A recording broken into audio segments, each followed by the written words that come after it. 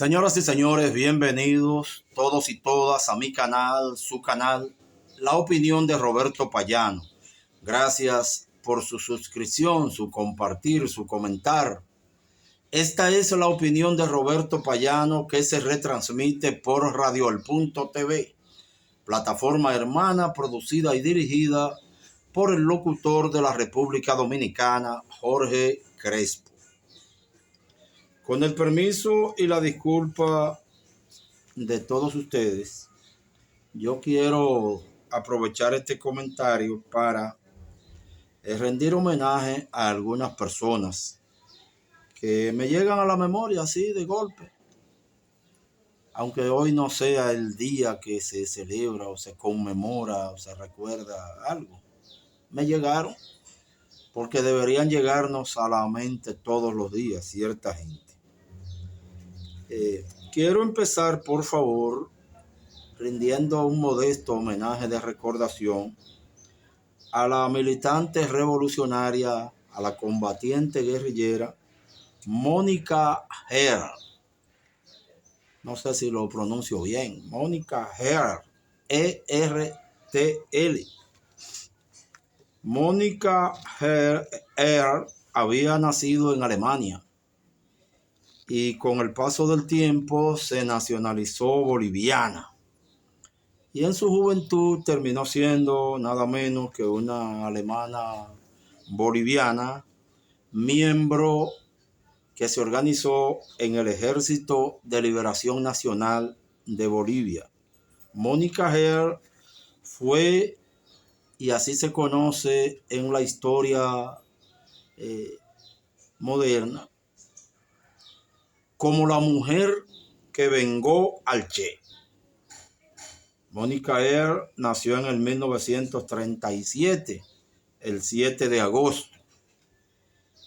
El 1 de abril de 1971 cuenta la historia que volvió a cruzar continentes y de su adoptada, nacionalizada Bolivia, volvió a Alemania, donde pidió una cita con el cónsul boliviano en ese país.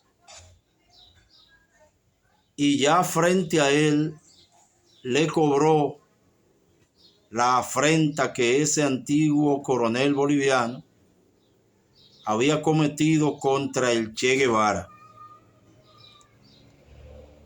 Un oficial asesino, cobarde, que tuvo que esperar que el Che Guevara ya fuera asesinado, ya estuviese todo consumado, y él se encargó de cortarle las manos al Che u ordenar que se le cortara para llevársela como trofeo a los dueños de la región, que en realidad los mandaron a ellos a eliminar al comandante heroico doctor Ernesto Guevara de la Serna, el Che.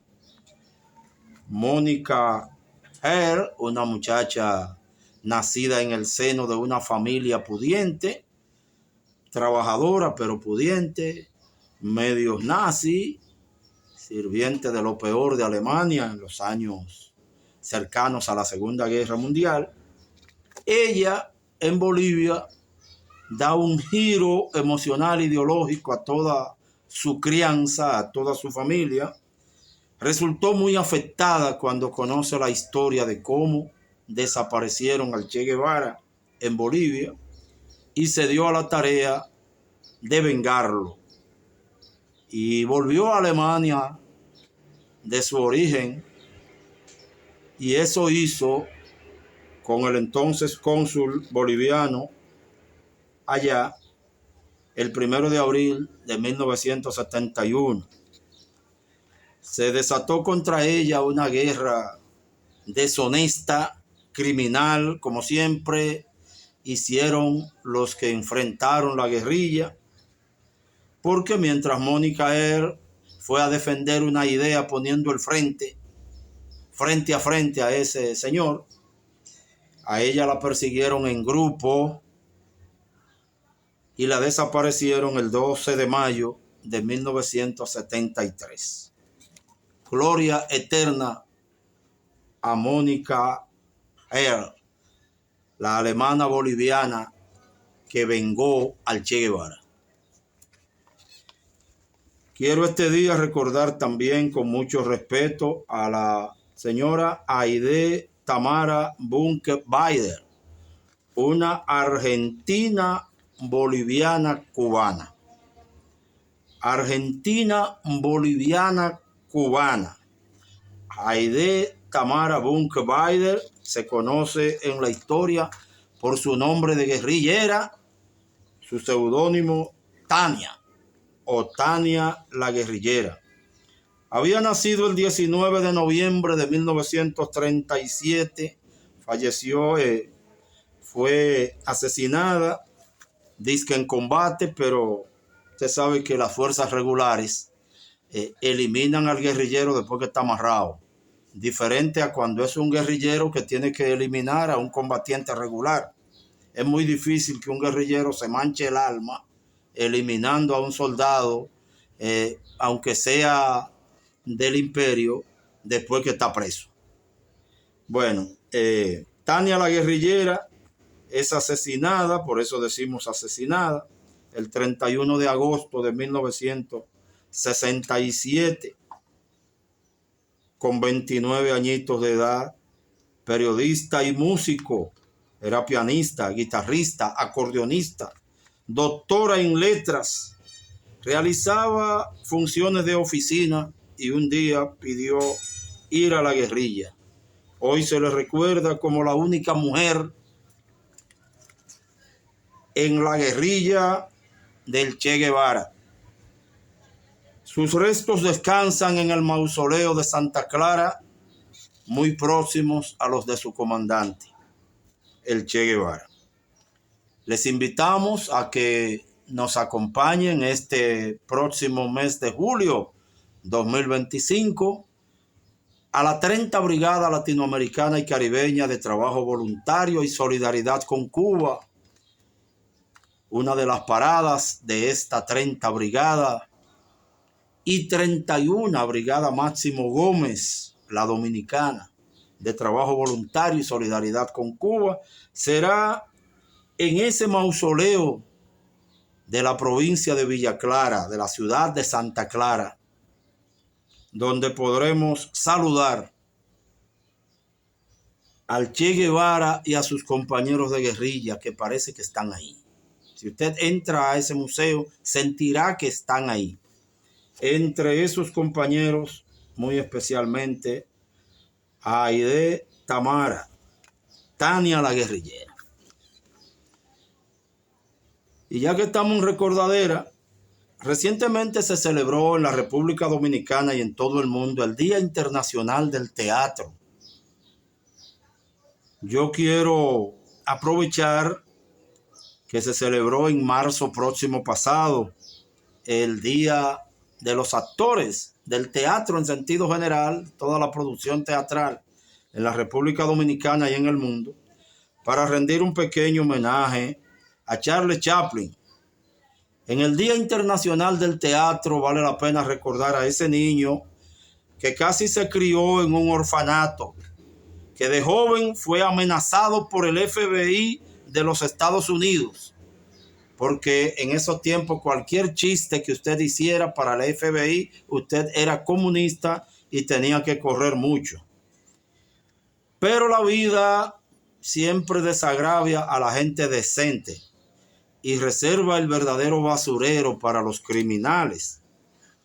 Nadie recordará hoy al jefe del FBI que decía que Charlie Chaplin era un comunista peligroso. Pero sí recordamos a Charlie Chaplin, que de adulto fue desagraviado y recibió el aplauso más largo en la historia de la entrega de los premios Oscar.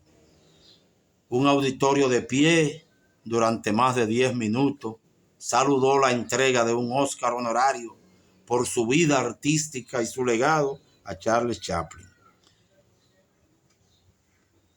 Saludos en la República Dominicana. Aprovecho para todos los actores de vocación, los artistas de las diferentes ramas del teatro de vocación. Don Franklin Domínguez, Dios nos lo siga cuidando. Doña Delta Soto, en paz descanse. Don Iván García, en paz descanse. Doña María Castillo, mi afecto. A pesar de sus compañías, yo la llevo en el alma. A usted. Lucía Castillo, profesora, Dios nos la siga cuidando.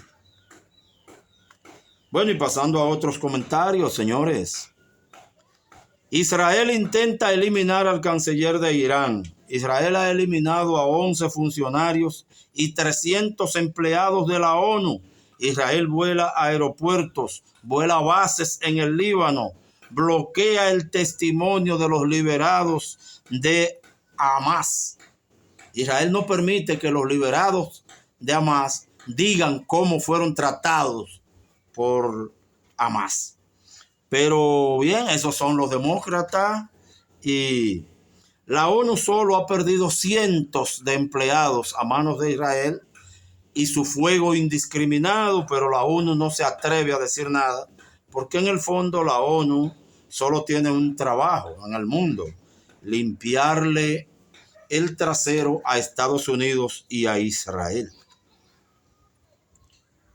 En la última votación en esa ONU, porque no, en ese aspecto no pueden hacer otra cosa, que analizó el bloqueo económico y comercial unilateral de Estados Unidos contra Cuba, 187 países votaron a favor de que ese bloqueo asesino sea levantado y que a Cuba se le permita negociar con quien quiera dentro de la ley y con dinero limpio a quien quiera venderle o a quien quiera comprarle.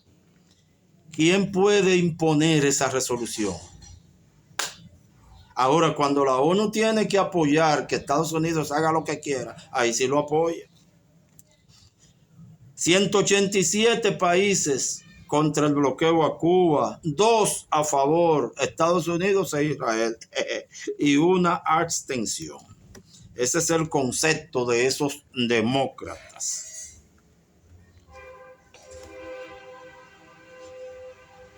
En Estados Unidos, recientemente, en las elecciones presidenciales de hace algunos meses, 2 de los candidatos, una candidata presidencial y una a la vicepresidencia, eran de origen dominicano. Y nadie las votó ni le dio golpe, porque aspiraban a puestos selectivos en Estados Unidos, siendo de origen de otro país, ¿verdad? El presidente de Colombia, Gustavo Petro, continúa denunciando, y todas las evidencias así lo dicen, que Estados Unidos mantiene ideas de complot contra su gobierno.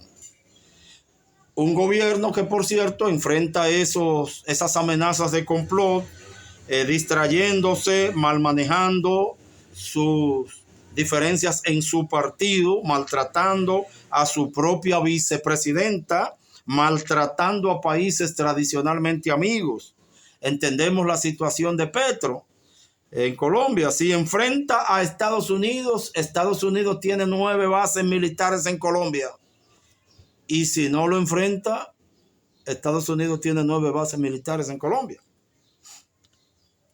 Por cierto, Estados Unidos persigue y desaloja sin orden de juez, retira visas, amenaza con la Guardia Nacional a estudiantes que se manifiestan en contra de la matanza israelí contra Palestina.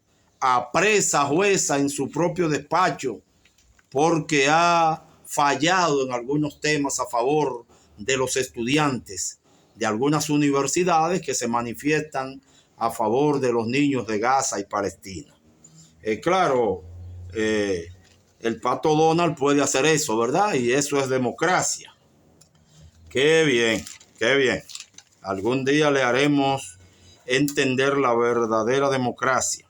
El encargado de negocios de Estados Unidos en Cuba anda por todo el país conspirando, molestando, reuniéndose con conspiradores, alentándolos, apoyándolos, diciéndoles que hagan o deshagan o no hagan, opinen o callen en tal cosa. En algún momento, un diplomático de algún país extranjero querrá hacer eso en el mismo Estados Unidos y veremos lo que ustedes quieran hacerle, ¿eh? ¿Cómo les cae? ¿Cómo les cae?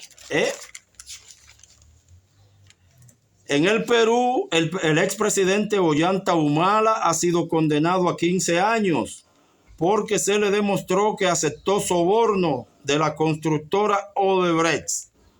15 años el expresidente Ollanta Humala en Perú porque cogió dinero de Odebrecht. En la República Dominicana, Odebrecht tenía la oficina desde donde repartía ese dinero a todo el mundo. Y aquí dije que nadie sabía y no hay nadie preso por Odebrecht. Al contrario, en la República Dominicana el Poder Judicial hizo un acuerdo, el Ministerio Público, hizo un acuerdo con Odebrecht, en el que el Ministerio Público, encabezado por su excelencia reverendísima, Jean Alain Rodríguez, le pidió a los abogados de la Odebrecht, perdónenme que uno de ellos fue mi profesor, pero le pidió a los abogados de Odebrecht que escribieran ellos ese acuerdo. El acuerdo en la República Dominicana del gobierno con Odebrecht lo escribió Odebrecht. Profesor, perdóneme, profesor y tocayo, pero eso se llama suerte, ¿verdad? No es culpa suya tampoco. La presidenta de México saca la cara para demostrar lo que es un presidente o una presidenta decente que respeta a su país. El presidente Donald Trump le propone enviar soldados estadounidenses a México, dizque para enfrentar las pandillas. Y ella le dice, ponga a sus soldados de aquel lado, en su territorio, y que prohíban que entren para allá. Nosotros seguiremos tratando de controlarla aquí. ¡Ay, Dios! Dame un presidente como Claudia Sheinbaum. Estados Unidos persigue a una jueza que dentro de sus funciones jurisdiccionales falló en contra de ciertos tipos de deportaciones. En Bolivia se persigue a la jueza que liberó a Evo Morales. Esos carajos a la vela son democráticos, si usted lo cree así. Los otros no. Señoras y señores, gracias siempre. Esta es la opinión de Roberto Payán.